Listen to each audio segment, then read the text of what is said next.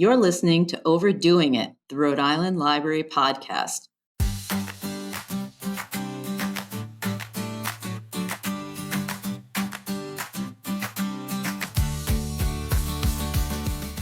Hello, and welcome to another episode of Overdoing It, where our team of library workers dish about their latest reads, views, and passions, alongside fascinating conversation with local luminaries. I'm your host, Robin Nizio. I'm an adult services librarian at the Cranston Central Library, and my pronouns are she, her. Let's dive in and discover who our guest is today. Hi, my name is Robert Isenberg. I'm a writer and multimedia producer based in Cranston, and my pronouns are he, him, and I'm just very excited to be here. A little later in the show, we'll talk to Robert about his book called Mile Markers, Essays on Cycling. But before we get to that, let's start out as we always do with what have you been reading? What have I been reading? You know, I have to keep a list because I bomb through books so fast. And they're pretty much all library books, I'm happy to report, thanks to the glorious Ocean State Library system. Right now I'm reading A Century of Tomorrows by Glenn Adamson. It's basically a history of futurists in the 20th century. So people who were trying to anticipate the future, like Frank Lloyd Wright or Buckminster Fuller, folks who sort of envisioned what the future would look like and their conflicting visions and how they just tried to imagine the next stage for humanity. And it's been a really engaging book. And then before that, I read a book called Six Walks, which was following the footsteps of Henry Thoreau. It was just so unexpectedly eloquent and just beautifully put together. Lots of surprisingly funny parts. And it was exactly the right book to read just before spring. These two are the ones that came immediately to mind. But it's just been a great year for reading. Lately, anything that I've looked at in print has been a book about yoga or related to anatomy because not quite 2 years ago, I became a certified yoga teacher. Oh, congratulations. That's great. Thanks. So that's my side thing that I do, side job. But for things that I've been listening to, I listened to a really great novel by a writer named Marie Bostwick called The Book Club for Troublesome Women. And that book was set in 1963. And these women in their neighborhood decide to read The Feminine Mystique. It's just been published, and what their lives are like and what changes occur. So it's pretty interesting because it's before I was born just a bit, but I can picture what these women may have been like. And it was a great reader. So I was really enjoying listening to that. And then coincidentally, I listened to a memoir called Becoming Spectacular, The Rhythm of Resilience from the First African-American Rockette by Jennifer Jones. She was a rockette in the late 70s, but also somebody who was ahead of her time and a role model. So it was kind of interesting to listen to those books almost simultaneously. I kind of went back and forth. I like to do a lot of listening when I'm driving and also just out in the yard, in the garden, or when I'm cleaning in the house, as long as I'm not vacuuming. It's so familiar. Most of what I read is actually is listened to. But I am curious. Had you seen the Rockettes before? Oh yes. Okay, yes. Terrific. Oh yeah, of course. You couldn't really appreciate her story if you haven't been to Radio City, if you haven't seen the Rockettes. Have there been any surprises to it? Yes and no. I had read a novel about 2 years ago by another favorite author named Fiona Davis called The Spectacular. And it was fiction, but set at Radio City. And so she talked a lot about how many shows they do. I mean, it's a grueling schedule. And so I knew a little bit about that and just how hard it is to make a living in that profession, which I had somewhat of an idea about. I can only imagine how much it adds to watching a performance when you know the background and just how much goes into the choreography and just the athleticism of it. Mm-hmm. Definitely. Have you been watching anything? Anything caught your eye recently? We were on a roll with shows, but it'll be interesting when this comes out because the last episode of White Lotus, I think, sent a shockwave around the world. It was it was the end of season 3, and my wife and I already enjoyed the show quite a bit. This was a real standout, I thought, and it was. They really wrapped up a lot of story arcs that have that are difficult to transition from one anthology season to another. Each season is its own story or collection of stories, and so to bring characters through from one season to the next and show how they've evolved and new problems that they're facing, and it was so well done and so interesting. I love the diversity of the cast and how it talks about issues like class struggle and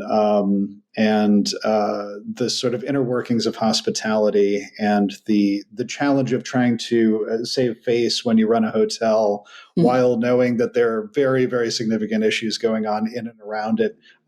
It's a great program, and the way it ended, I heard it had kind of a controversial ending that a lot of fans had mixed feelings about how it came off. I thought it was wonderful. It ended with a bang, shall we say? I've not seen it, but I've heard, of course, it's been talked about so much. Yes, yeah. I don't end up watching a lot of episodic shows, but I did go to see a movie at the Avon recently. My husband and I love doing that, called The Penguin Lessons with Steve Coogan. And it's set in Argentina in the 1970s, which is, and he's a school teacher. He's teaching at a school. He's English, he's a British actor, teaching English at this school. And in this weird fluke, he rescues a penguin who has gotten stuck in oil. There had been a small oil spill, and he rescues this penguin who then kind of latches onto him, and he's guilted into taking it with him. And so he's got it back at the school, and the penguin becomes very popular with all the students. And of course, there's more going on. It's not just a slapstick comedy. There's Argentina in the 1970s, for those who may recall, was not a great place to be. There was a lot of political unrest. And we find out as the story is told that the teacher has some issues from his own life that have kind of led him to go from England to Argentina to teach. I would definitely recommend it. It's entertaining, thought-provoking, good film. I will look that up. Thank you so much for the recommendation. Yeah, every now and then it's nice to watch something on a big screen in a venue like that. Is there anything else that you have, any recommendations for our listeners about watching or reading or listening? What I've found a lot of recently is a lot of what my wife and I watch, more along the lines of true crime on Netflix. Is easy to go with, but a trend that we found that was really surprising was we're often drawn to cults and con artists. It's this is more my wife's thing, but she's sort of dragged me into it, and we're always kind of sifting through it in search of some new terrible person who hopefully has gotten their comeuppance. But one thing that's been really striking that I had never encountered before, and I think it was 3 different programs that we saw that had to do with people who had faked a cancer diagnosis. Ugh. And it's just like such a heinous thing to take advantage of, the emotions that go with that, and people taking advantage of people's sympathy and using it for personal gain. There was a woman in Australia who was an influencer who was claiming that eating in a healthy way and a mostly plant-based diet was essentially curing her, and she was in remission. but she had never been actually diagnosed with cancer. And then there was a writer for Shondaland who had written a bunch of episodes for Grey's Anatomy, which is a show I don't particularly watch, but I was really struck by the number of fans who are just really, really tied into that show. And the number of episodes she wrote because she claimed she had some sort of personal connection to the sort of tragic health issue that was associated with each one.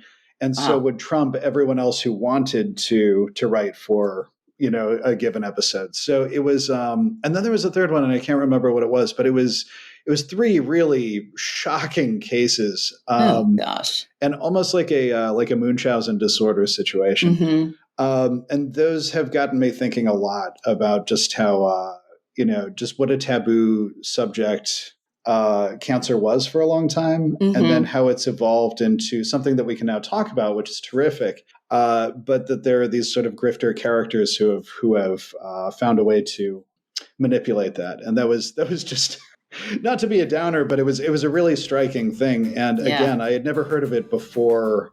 I would say about a month ago, and then it was just this series of stories that come out.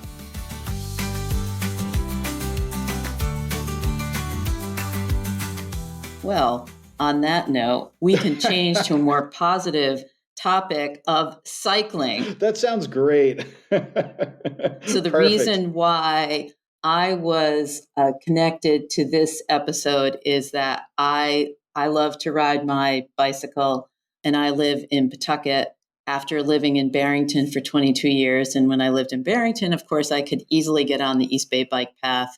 But I didn't cycle as much back then as I have for the past 15 years because I got remarried and I moved to Pawtucket.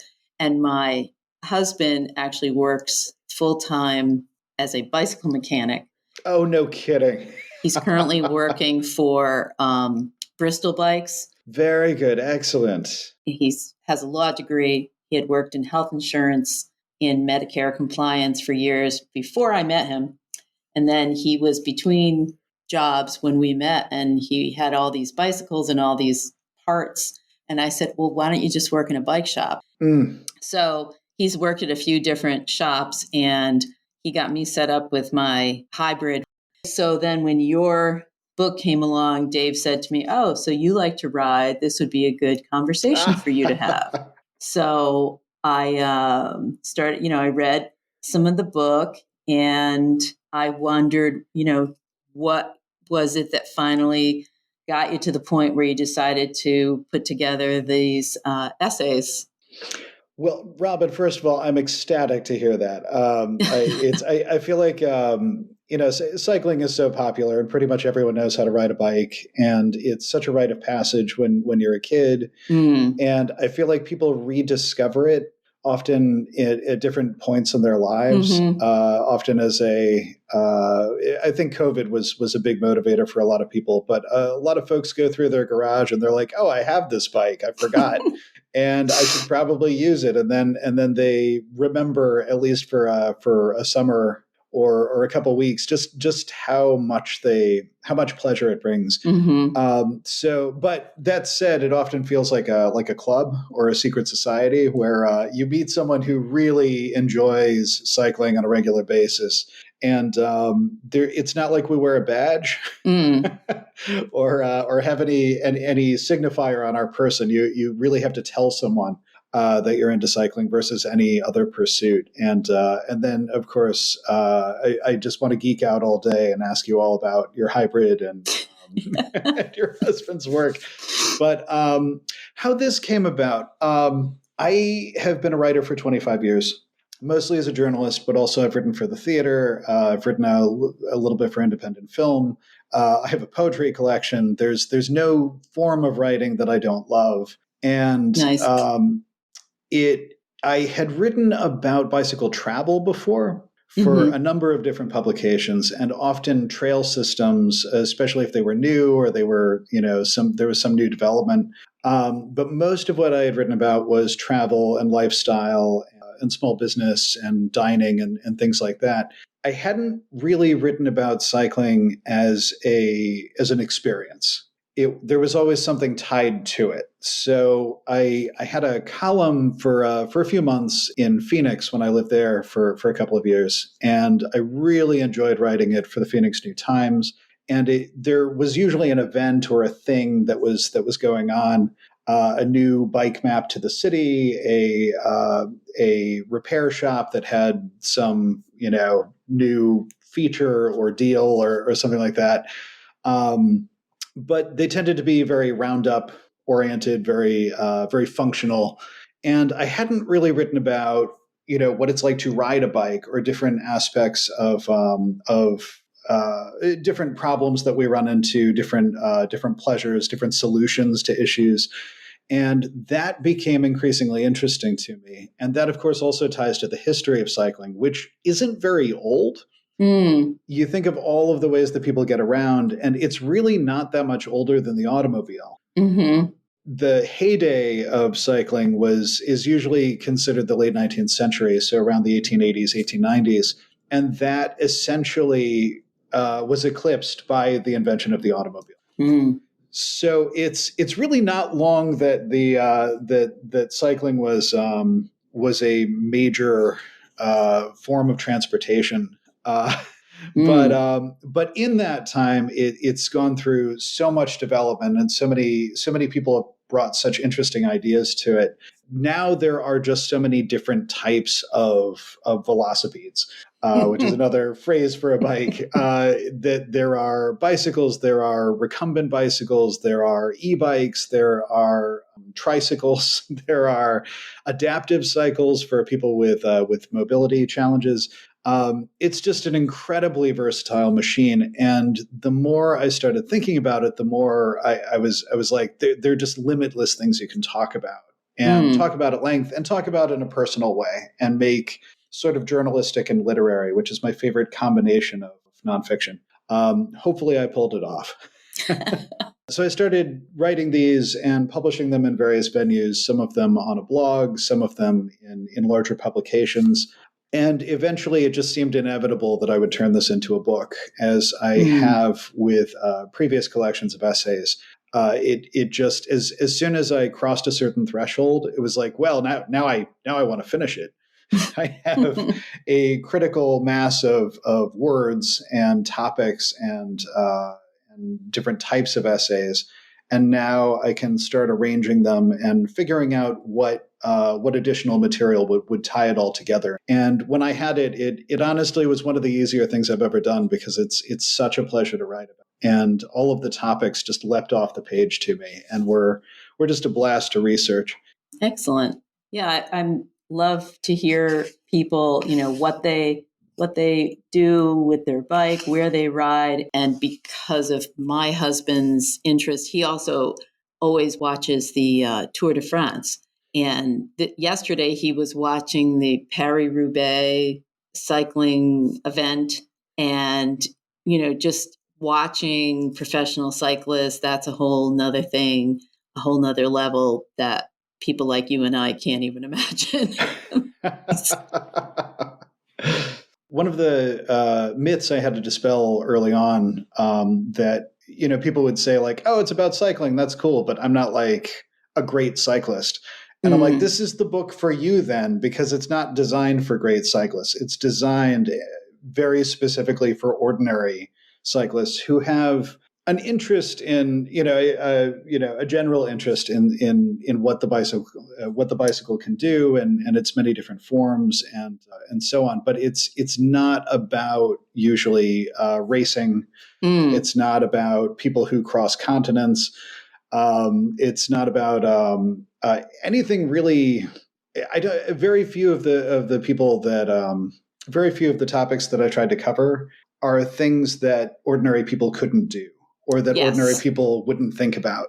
Yeah, that's what I liked about it. I think that it's very accessible to folks, and it might be the spark that gets people back out on their bicycle and cycling with their family, because you went through the piece where you have your son out there with you, and yes, all of that. And it's a challenge. To some kids can be very fearful of riding, And I know adults who do a lot of riding who said, it took them a long time to learn how to ride a bike properly as a kid. So it's not the easiest thing. It does take a lot of balance, and you have to, again, everybody's different. But I was actually one of those kids. I was very reluctant and very fearful. And then, as my dad loves to tell people, there was just one day where it clicked. And I think that is the case for a lot of people. It certainly was for my son. He just one day it made sense, and he went. But what I always have to remind myself is that as universal as that experience seems, there are adults who don't know how to ride a bike. Exactly. And there are many who can't, either due to their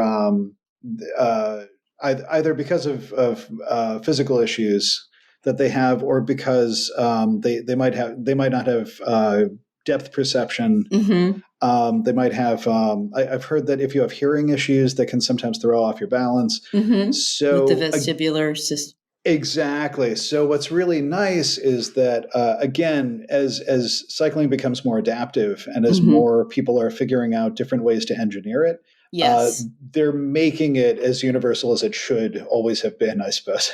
Yeah, that's a good point. I think that there are, it's fun to go out onto the bike path, and I ride with the intention of enjoying the ride, which it sounds like you have used your bicycle for commuting, getting around, but also I'm outside, I'm enjoying what I'm seeing, and I'm not like, oh, I need to, do this many miles in this amount of time. You raise an interesting point, though, is that we now have the ability to sort of turn almost anything that we do into statistics.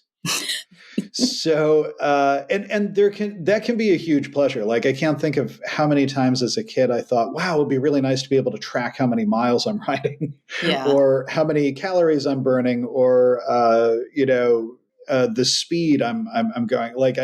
It wasn't until very recently, I would say the past few years, that I, or most people I knew, had access to a speedometer, which now is essentially our phone, right? So it's really fun to be able to look at those statistics, and it answers all of those questions that were not answerable when I was riding around my hometown in the 90s.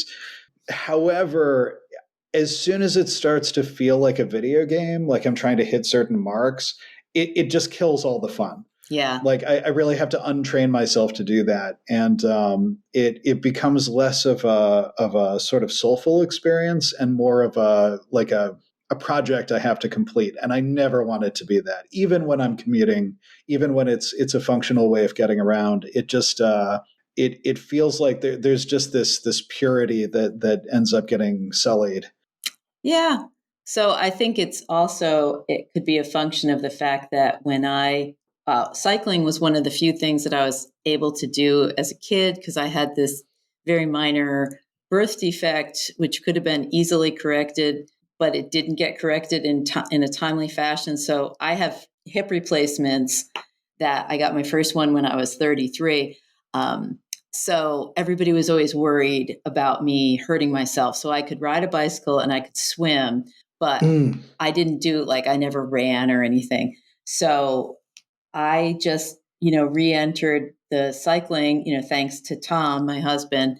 And it feels very freeing to be out on a bike. And I think that's a lot of what you conveyed in your essays as well, is that people need to remember that the pleasure that you can get out of being on a bicycle. So I am overjoyed to hear that. And I'm that's a really striking thing you had to overcome, but I'm so glad that it and swimming were there. One of the essays is about a pain in my foot that that sort of was a recurring thing, and it was mysterious to my physician and the couple of specialists that I talked with. After I published that essay, long after I published that essay, we finally pinpointed that it was in fact gout. And the reason they had not been able to diagnose it is because I don't really fit what people think of as my you look at me and I don't look like a person who would have gout. I'm not. Yes. I don't have a significant weight issue. I don't drink to excess. I'm not constantly eating red meat or shellfish. So it seemed like that was not possible. And even several physicians, who had ruled it out. They ended up being wrong. And now I take medication for it and everything is fine. But during that time, it basically destroyed my ability to run, even to hike sometimes. And cycling was still there, that like the pressure you put on a pedal can be significantly less. It's much gentler on your body. Now I've resuscitated all of those pastimes now that I do have medication. But like you, it was just something that was always there despite periods of challenge. It's, to me, life's too short to do things that are, tedious, or people would be like, well, I really hate to run, but I need to do it to stay in shape. I'm like, ooh, sounds horrible. I did love running when I ran regularly. Oh, and good. And a part of that was that, there's something to the slowness of it compared to cycling, that like you have to be patient. And it's low tech. So even something as low tech as a bicycle is something you don't need. You can just go out your door. Right. This is my wife's complaint, is that cycling, often requires you to load up the car with your bike to go to the trailhead to start your thing. And when she runs, she just puts on her shoes and is gone. I'm always jealous of people who run.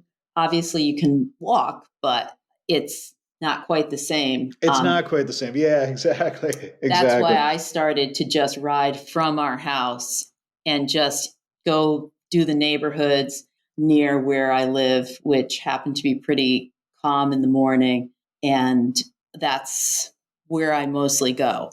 I don't usually go out during the height of the bike path traffic during the middle of the day, because that's just not what I want to do.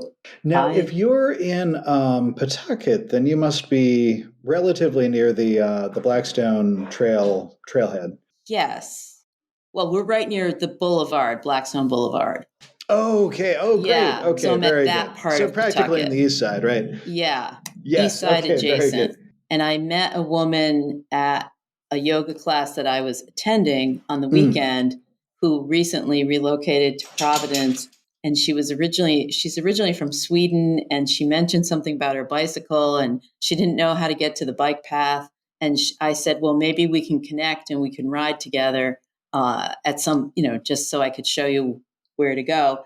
And so that might be good. I was like, but I like to go out early. And she said, oh, I can do early. So I haven't been able to get anyone else to ride early in the morning with me, but that's fine. That's also fine.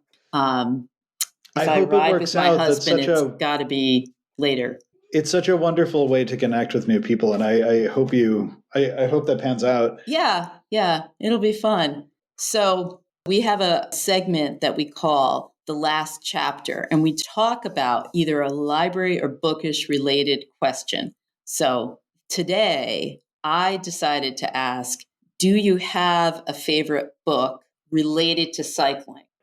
And I know I'm putting you on the spot, but no, it's okay. I just have to look up the author's name. Right. Fair enough. I know I was able to do this ahead of time. So I would say my favorite book in this vein about cycling. I've probably read about 40 books on cycling, and they cover a very, very wide range from the origins of the Tour de France, when I was in a racing mood, a rare racing mood, to Two Wheels Good, which is a very similar, almost collection of essays, more reported pieces about different aspects of cycling and what impact the bicycle has on different cultures and has over the past 150 years.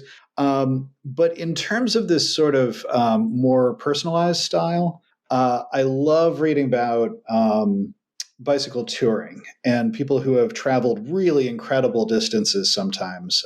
There was a journalist who wrote a book called, I think it was called like Crocs and Beer, and it was about basically riding the edge of Australia all the way around the continent. Oh, wow. That was from the late '90s, I believe. Okay. So it's a little dated. Mm-hmm. For example, he didn't have a cell phone. Oh my, So yeah. Can you he's out in imagine? the outback, and trucks are flying past him, and he's almost dropping dead from dehydration. And it's a harrowing account, but beautifully done.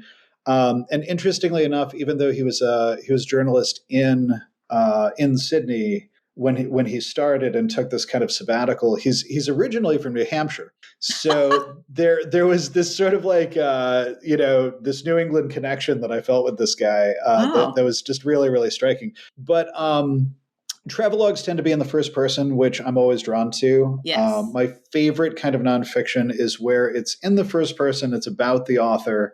The author is relating their personal experience, but the subject is usually bigger than they are.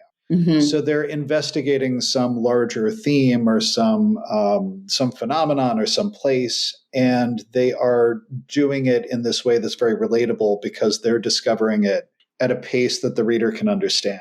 And Nice. even if they're kind of wonky and obsessive, like you are attracted to their personal wonk and obsession, if that makes sense. Those are three great recommendations Thank for you. But I'll give you books. my favorite one. I'll give you my favorite one. It's called Seclets, and it's by a Canadian author named Tree Abraham. Okay. This was a very, very small press book, but it's gorgeously put together. It's filled with her artwork. She's also an artist Oh. and a book cover graphic designer. Hmm. She's based in New York City now, and I had the chance to interview her for Momentum Magazine, which is a cycling magazine. Okay. And it was just one of the most pleasurable follow-ups to a book I've ever had, where the book itself is just gorgeously, beautifully written. It's got a very kind of Annie Dillard style to it. Okay. Very layered, very sophisticated, lots of references to technology and the natural world and history and her own often very vulnerable kind of self-narration. Hmm. And then also my conversation with her lived up to the book. It was just like, wow, you are exactly like this. That's Just this great. brilliant, eloquent, creative person. So I can't recommend Seclets enough. Yeah. That's Cyclettes. Okay. So we'll always look up titles of books and have them in the show notes. That's what Dave, our producer, is working on right now. Excellent. Well, two titles that I've got out of the many I have read on cycling as well in the last 15 years is Bicycling with Butterflies, My 10,201 Mile Journey Following the Monarch Migration by Sarah Dykman. So the title really says it all, but this is a woman who is traveling alone for the most of the time, and her bike is, I think, what we would think of as kind of a beater bike. It's just a really sturdy bike because she needs to get through this long trip, and that's just the way she is. And that book was really fascinating, and my friends and I read it. I'm in a book club that precedes when I became a librarian, and it's a really fascinating book. I think you would enjoy it, especially because I think most of us are aware of the plight of the monarchs and how their habitats are being eaten up by people cutting down swaths of wildflowers and grasses that they need, including milkweed. So that's a really good one that came out in 2021. And the other novel that has to do with bicycle touring is written by Jennifer Weiner, and it came out in 2023, and it's called The Breakaway. And it's about a woman who leads a bicycle tour. And I met Jennifer Weiner. I've met her a couple times, but there was a weekend that she hosted in Provincetown for her fans. And we actually went on a bicycle ride with Jen, and some of us were using rented bikes because we thought, oh, it's no big deal. But it was a little challenging to take this bike ride on these rental bikes in Provincetown. But it was very memorable and fun, and the novel is great. So I have never heard of the latter, and I so look forward to looking that up. Thank yeah, you so much for yeah. the recommendation. She's written quite a few books over the years, but this one is about bicycles. Wonderful. Bicycling with Butterflies was also a favorite of mine. Yeah. And what was really striking to me about Dykman is she's very bold about where she stays. Yes. And states very explicitly, like, I basically don't believe in private property or, being like forbidding people from sleeping on private land. And she'll just wild camp essentially wherever, which occasionally lands her in some trouble with local owners and the police force. And I admire that enormously, but it's not something I can imagine doing. So I really I applaud her courage, really, to be able to travel so in such a kind of fearless way, Definitely. So to wrap up, tell us where we can buy your book, where we can find you online, any of those things that you'd like to share with our listeners. Wonderful. Well, it's widely available online. Very easy to find. Mile Markers by Robert Isenberg. But the bookstore that has been most just incredibly helpful, they've been really enthusiastic and really communicative and just a wonderful bunch to work with, is Books on the Square in Wayland Square. I'm in Wayland Square all the time anyway for various reasons. And they are just such a pillar of the community over there, and they've been a lot of fun to work with. And every time I go in there, I'm just delighted to see the book on the shelf. Excellent. So that's the best way to find it locally. Okay. Hopefully, it will start appearing in other bookstores as well. And as for me, my professional website is robertisenberg.net. It is hopelessly outdated. But I actually started a video series. I'm embarrassed to use the term YouTuber, but it is filmed in very much a similar style to the essays that are in the book. Okay. Not all about cycling, but about a wide variety of topics. And I'm sort of trying to translate that writerly sensibility to video. And I'd be curious what people think of it. So it's called You Are Here. You can find it on Medium and on YouTube, and it's to narrow it down. You could look up "You Are Here" docs, short for documentaries, that's been a pursuit this year. Is just kind of I've been a videographer for years, and this has been a way to sort of translate that into more personal projects. Nice. That sounds really cool. Thank you. All right. Well, and I definitely am so happy that you plugged an independent bookstore to buy Mile Markers. I always remind folks that we are very fortunate here in Rhode Island that we do have a number of small independent bookstores, and we should go to them when we can because they are not that far away. And you can actually call and they would hold the book, or they would order it if they don't have it, and all that good stuff. So thank you, Robert, for joining me today. And thank you to everyone for listening. If you'd like to respond to the last chapter topic of a favorite cycling-related book, or just reach out to the show, you can send us an email at overdoingitpod@gmail.com or find us on Instagram at overdoingitpod. If you enjoyed today's episode, please share it with a friend and rate and review us on Apple Podcasts or Spotify to help us reach more Rhode Islanders. Overdoing It is proud to be a resident partner of the Rhode Island Center for the Book and is brought to you by library staff and community members all around the Ocean State. The project has been funded in part by the Rhode Island Office of Library and Information Services. Thank you again for listening, and this has been another episode of Overdoing It, the Rhode Island Library Podcast. We're overdoing it, but you're doing just fine.